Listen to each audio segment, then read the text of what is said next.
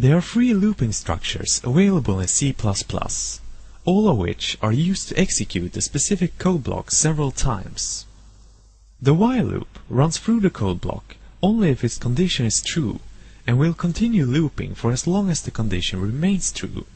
Note that the condition is only checked at the beginning of each iteration.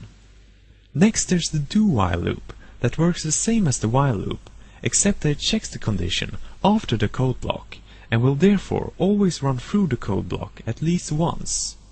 Keep in mind that this is the only loop that ends with a semicolon. The for loop is used to go through a code block a specific number of times. It takes three parameters. The first one initializes a counter and is always executed once before the loop.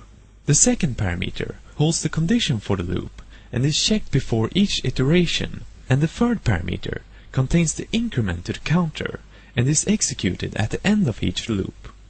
The for loop also has several variations. For starters, the first and third parameters can be split into several statements using the comma operator.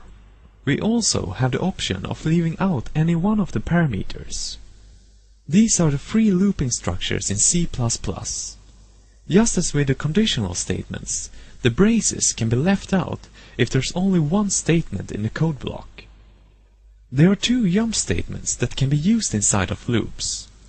The break keyword, which ends the current loop, and continue, which skips the rest of the current loop and continues at the beginning of the next iteration.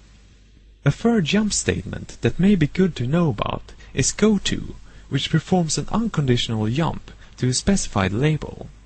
This instruction is generally never used since it tends to make the flow of execution difficult to follow.